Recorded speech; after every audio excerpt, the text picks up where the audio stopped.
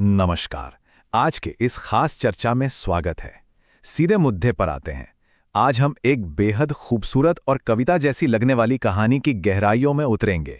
ये कोई आम चर्चा नहीं है, बल्कि एक ऐसी सीख है जो दिखाती है कि दो लोगों के बीच का रिश्ता सिर्फ शारीरिक स्पर्श तक ही सीमित नहीं होता, बल्कि एक गहरे आत्मिक जुड़ाव में कैसे बदल सकता है। जो भी लोग अपने रिश्ते में एक नई और सच्ची गहराई चाहते हैं, उनके लिए ये किसी दिशा निर्देश से कम नहीं है। आगे हम समझेंगे कि जब प्यार शरीर की सीमाओं को पार कर जाता है तो आखिर होता क्या है। चलिए शुरू करते हैं। मैंने सोचा था कि ये सब सिर्फ शरीर का खेल है, पर तूने आज मुझे दिखा दिया ये तो आत्मा का खेल है। सोचिए, ये एहसास कितना गहरा है। कहानी की शुरुआत ही इस मार्मिक विचार से होती है। अक्सर शुरुआत में आकर्षण सिर्फ बाहरी होता है, लेकिन जब हम इस दुनिया से परे जाकर अपने साथी के साथ जुड़ते हैं, तब अंतरंगता यानी इंटीमेसी का असली मतलब समझ आता है। ये शब्द सोचने पर मजबूर कर देते हैं कि जब प्यार को सच में गहराई से महसूस किया जाता है, तो वो महज शरीर का खेल नहीं रह जाता, वो आत्माओं का एक बेहद खूबसूरत मिलन बन जाता है। अब आते हैं भौतिक दुनिया के पार, जहां अंतरंगता को एक नई ऊंचाई मिलती है। यहां बात हो रही है प्यार करने के तरीके को सिर्फ भौतिक सीमाओं और बोले गए शब्दों से बहुत ऊपर उठाने की। ये तुलना वाकई बहुत दिलचस्प है। एक तरफ है शरीर का खेल, जो सिर्फ एक भौतिक चाहत है और बहुत ही क्षणभंगुर, यानी बस पल भर का होता है। इसमें शायद किसी को सेक्स गॉड जैसा कोई सतही खिताब मिल भी जाए। लेकिन दूसरी तरफ है आत्मा का खेल, जो सीधे आध्यात्मिक ऊंचाई की तरफ ले जाता है। मूल पाठ इस बात पर बहुत जोर देता है कि जब कोई इस गहराई को पा लेता है, तो वो सच में प्रेम का देवता बन जाता है। और सच मानिए, प्यार की इस आध्यात्मिक गहराई से बड़ा कोई और खिताब हो ही नहीं सकता। तो यहाँ सबसे अहम सीख ये मिलती है कि सच्चा जुड़ाव तभी बन पाता है जब उसमें इंसान की पूरी आत्मा शामिल हो। ये सिर्फ शरीरों का मिलना नहीं है, बल्कि एक ऐसी यात्रा पर निकलना है जहाँ शब्द बिल्कुल खत्म हो जाते हैं और सिर्फ एहसास बचता है। जब पूरी आत्मा से प्रेम किया जाता है ना, तब भौतिक रूप और शब्दों की सारी सीमाएं अपने आप टूट जाती हैं। असल में प्यार करने का यही वो तरीका है जिसे सच में जिया जाना चाहिए। अब बारिश की लय की बात करते हैं, जिसे तूफान के बाद की शांति भी कहा जा सकता है। यह हिस्सा उस पूरे माहौल को महसूस करने के बारे में है। तसव्वुर कीजिए, एक ऐसा पल जब बाहरी दुनिया का शोर पूरी तरह से मिट चुका है। शारीरिक मिलन के बाद की वो गहरी शांति, जहां सारी हलचल थम गई है, सांसें एक लय में आकर बिल्कुल सामान्य हो जाती हैं।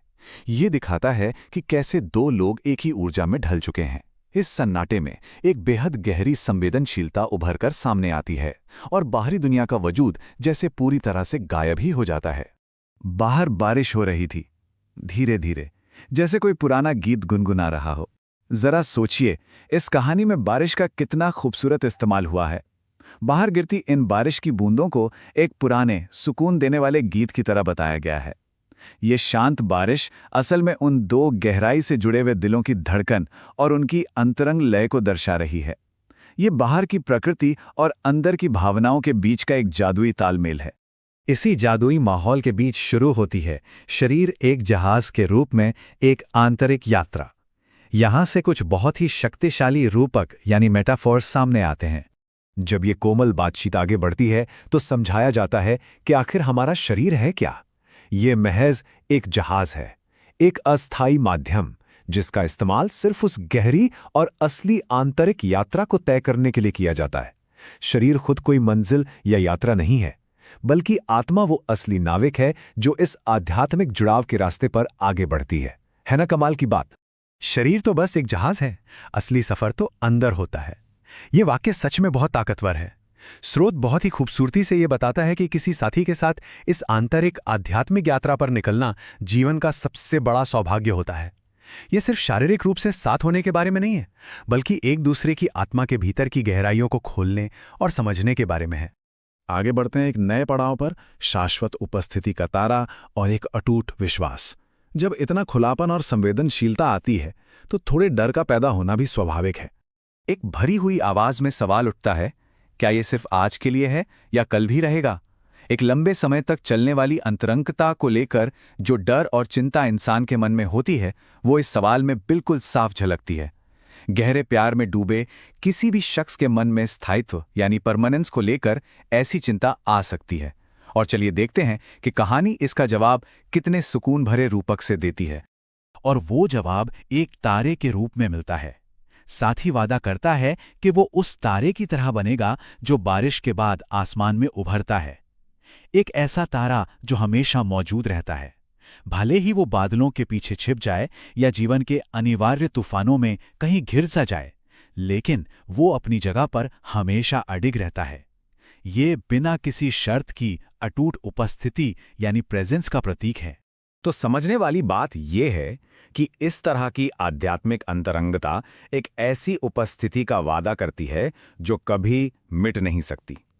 एक ऐसा तारा जो कभी डूबता नहीं, जो सिर्फ अपने साथी के लिए चमकता है। दूरियां चाहे कितनी भी क्यों ना हो जाएं या जिंदगी में कितना भी अंधेरा क्यों ना छा जाए, वो हमेशा धैर्य के साथ इंतजार करता है। और यही विश्वास किसी भी रिश्ते की सबसे मजबूत नींव होता है। अब चलिए इस चर्चा के अंतिम और सबसे गहरे हिस्से पर आते हैं, भरोसे पर बना एक ग्रह। ये एक साझा ब्रह्मांड में प्रवेश करने जैसा है। तारे वाले उस खूबसूरत वादे के बाद बिना एक भी शब्द कहे वो अपनी सांसों को अपने साथी की सांसों में घोल देती है। ये मौन स्वीकृति उन्हें एक बिल्कुल नए, उनके अपने निजी ब्रह्मांड में पहुंचा देती है।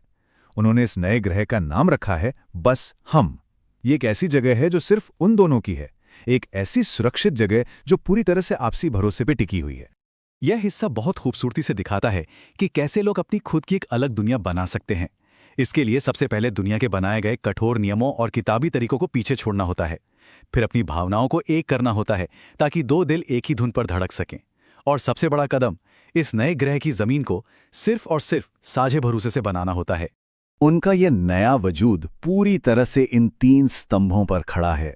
एक धुन जो प्यार की है, एक ताल जो भरोसे की है, और एक गीत जो हमेशा यानी इटर्निटी का है। ये तीनों मिलकर उस एक रात के पल को एक ऐसे शाश्वत और अटूट बंधन में बदल देते हैं जिसे दुनिया की कोई भी ताकत हिला नहीं सकती।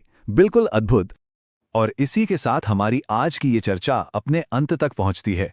ये आखिरी सवाल वाकई काफी गहराई से सोचने पर मजबूर कर देता है। ये स्रोत सिर्फ एक कहानी नहीं है, बल्कि रिश्तों की गहराई को देखने का एक आईना है। ये सोचने का वक्त है कि किसी रिश्ते की जो बुनियाद होती है, क्या वो सिर्फ कुछ पलों की मेहमान है, या उसमें उस तारे जैसी चमक है जो हर तूफान में रास्ता दिखा सके। इसी आंतरिक तारे और आपसी भरोसे को खोजना ही उस शाश्वत प्रेम की असली आत्मा है। इस प्रस्तुति का हिस्सा बनने के लिए बहुत बहुत शुक्रिया। उम्मीद है कि इससे रिश्तों को एक नए और सचमुच गहरे नजरिए से देखने की प्रेरणा मिली होगी।